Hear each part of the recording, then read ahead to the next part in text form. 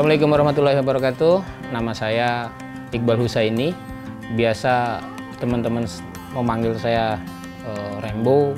Saya seperti orang yang sebagian besar yang lain. Setiap orang punya masa lalu. Mungkin masa lalu saya, kalau saya rasakan sendiri itu begitu berat. Karena masa lalu itu sering menghampiri saya. Kadang-kadang mimpi buruk itu hadir, membawa mimpi yang lama yang pernah saya alami.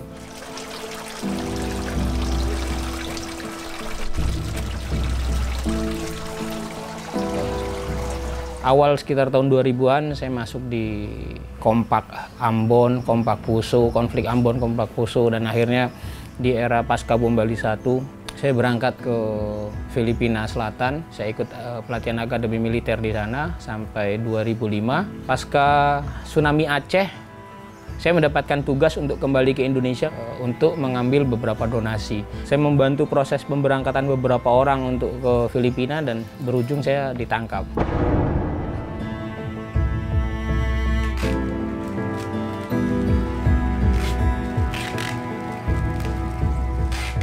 Pertama kali suami ditangkap, ya ada rasa kaget, marah, kecewa, itu ada, ya manusiawi.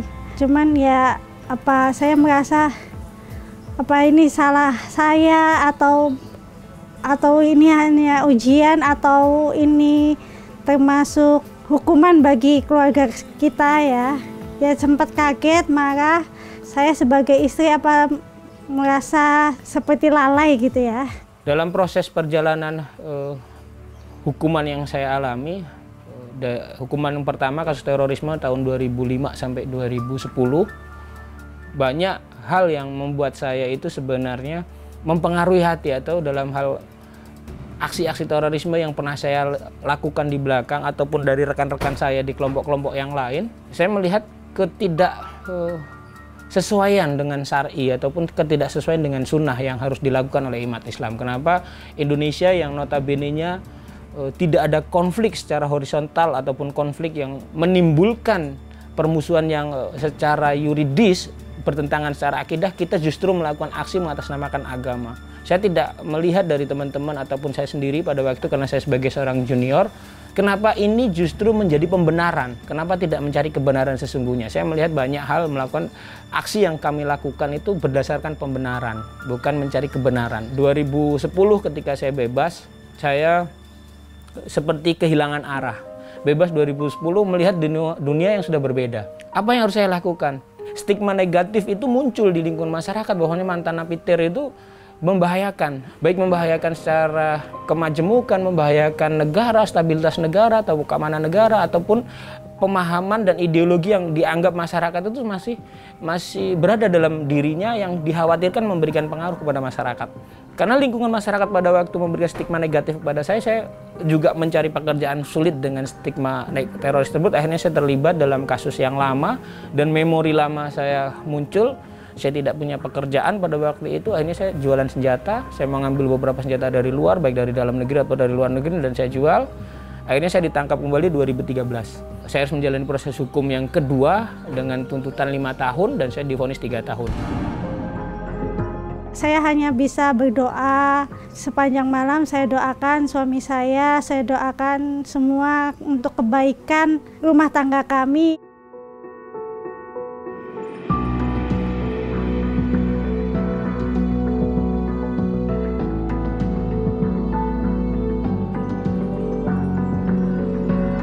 Proses hukum aku yang kedua 2013 sampai 2015, aku bebas 2015 bulan Juli 2015. Nah, ketika aku keluar itulah BNPT bersinergi dengan teman-teman kita dan terutama mantan napiter. Akhirnya saya diajak untuk ikut program pelatihan kewirausahaan yang mereka memanggil para ahli media, memanggil para ahli wirausaha, eksekutif muda ataupun pengusaha-pengusaha muda yang bergerak baik di bidang multimedia, pertanian, kewirausahaan yang lain.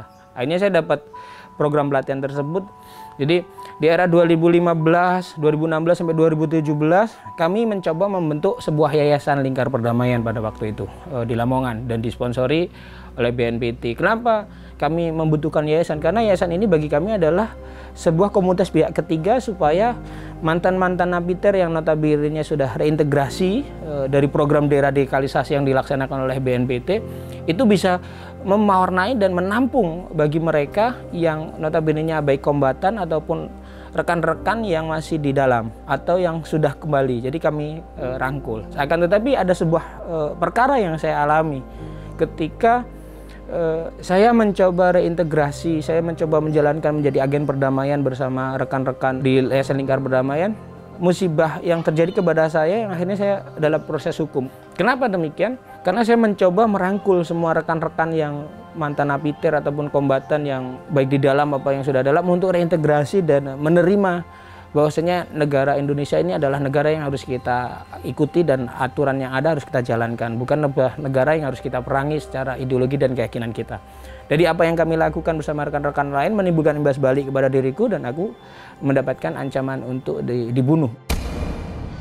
Akhirnya karena saya meyakini ancaman itu real, akhirnya aku mencari rekan-rekan lama untuk mengambil senjata api dan untuk sebagai protek diriku. Dan ternyata proses yang ketiga di era tahun 2016 sampai 2017 itu saya memiliki senjata api untuk protek diriku itu sebenarnya salah, tetapi mau nggak mau harus saya lakukan. Dan akhirnya di Desember 2017 ada beberapa pihak kepolisian datang ke rumah menanyakan ke aku terkait dengan senjata yang aku miliki dan aku serahkan dan aku diproses hukum 1 tahun.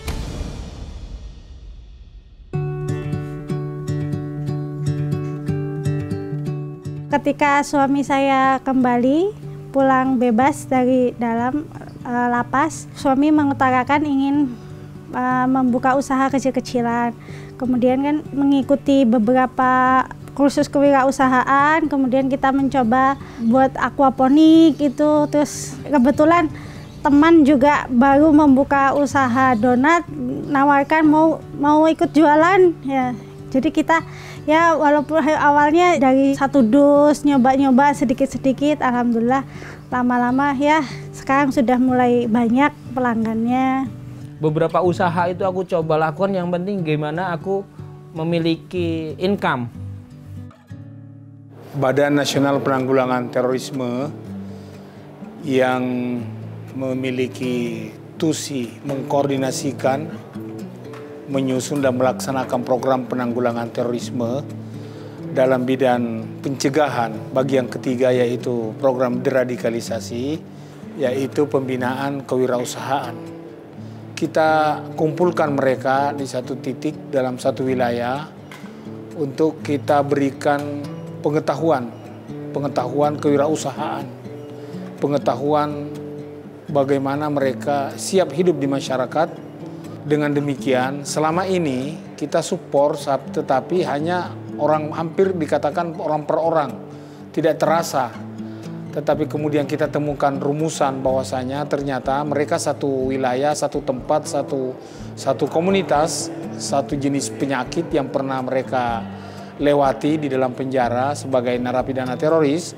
Akhirnya atas kesepakatan secara internal dan direstui oleh pimpinan dan para mitra deradikalisasi, sepakat untuk kita membentuk yayasan. Ada kurang lebih 20 yayasan sekarang ini terbentuk setiap wilayah. Yayasan-yayasan yang kita bentuk itu berdasarkan kearifan lokal. Usaha yang lain aku lakukan adalah budidaya ikan.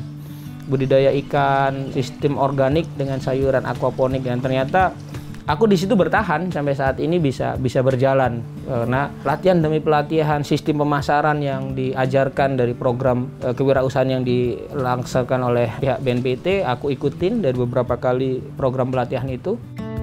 Kendala itu banyak ya, jadi aku juga jualan donat, produksi juga, karena kalau donat itu lebih nyaman karena aku dengan beberapa temanku sharing investasi untuk memproduksi donat frozen. Nah, jadi itu lebih kendala, misalkan ada kerugian, kegagalan produk atau apa, itu kita tanggulangin bersama. Tetapi kalau ikan lele ini yang aku sekarang jalani, lele aquaponik ini, kendala pertama jika suhu atau cuaca itu berubah, terkadang menimbulkan ikan itu mati. Nah, ketika ikan itu mati, kita harus memiliki sikap cepat bagaimana menangani supaya tidak mati lebih banyak. Ketika ada ikan yang mati, itulah menimbulkan kerugian. Kedua, mungkin sistem pemasaran. Sistem pemasaran, tidak semua orang itu menerima ikan lele aquaponik, karena aquaponik yang aku jalanin, lele organik ini harganya lebih menengah ke atas. Saya sebagai istri ya mendukung semua keinginan suami untuk berwirausaha. Ya, kita memulai semua dari awal, karena seperti itu kan musibah. Jadi kita mulai dari awal, kita berwirausaha kecil-kecilan. Semoga kedepannya akan lebih baik. Mimpi buruk itu aku rasakan itu bertahun-tahun. Karena apa ya? Ketika aku mencoba keluar dari pola pikir dan komunitas ini, aku mendapatkan dua tantangan. Satu, teman-teman yang dulu sama-sama aku itu ternyata justru memusuhi balik. Yang dulunya aku jadi seniornya, justru mereka memusuhi saya. Dari sisi yang lain, proses hukum 2 kali sampai yang terakhir 3 kali itu ternyata menimbulkan efek negatif yang begitu besar buat diriku sendiri terhadap keluargaku. Keluargaku itu sampai seolah-olah itu menganggap aku orang yang tidak berguna. Hanya ibuku aja yang menerima aku sebagai seorang anak bungsu gitu. Kakak-kakakku yang lain tuh ada seperti perasaan malu, kecewa, dan tidak merasa seperti keluarga yang lain. Dalam konsep yang lain, wah keluarga yang baik-baik. Tapi ternyata keluargaku itu mendapatkan sudut pandang yang negatif juga, bahwasanya adiknya yang paling bungsu justru menjadi aksi atau pelaku aksi teror gitu loh, sampai 3 kali lagi. Jadi ada sesuatu yang membuat aku berpikir bahwasanya keluarga itu memang sesuatu yang sangat berharga bagi aku. Jadi ibuku itu sangat-sangat memotivasi aku, kalau kamu mau jadi baik ya tinggalkan duniamu yang buruk. NKRI ini adalah wilayah kita, dilahirkan, dibesarkan di situ. Orang tua kita, kakek kita, bahkan pendahulu-pendahulu kita, bahkan pejuang-pejuang dulu yang telah bersemangat bersama-sama berjuang secara totalitas untuk memerdekakan Indonesia ini, tidak dengan murah mereka membayar, dengan nilai yang sangat-sangat mahal. Jadi ayo sama-sama NKRI ini kita jaga demi kedamaian anak cucu kita ke depan. Karena apa? Bahwasanya NKRI itu, negara Indonesia itu dibentuk bukan karena kelompok individu, bukan karena kepentingan pribadi masing-masing, tapi sudah kesepakatan ijtima, kesepakatan dari baik para ulama, kaum nasionalis ataupun negarawan yang ada, yang akhirnya menjadikan Pancasila sebagai landasan hukum, Undang-Undang Dasar 45 sebagai acuan hukumnya, dan mereka sudah ridho. Kenapa kita harus menghancurkan NKRI, menghancurkan persaudaraan yang terjadi dari sebuah ideologi yang notabene-nya membenarkan satu kelompok dan menyalahkan kelompok yang lain.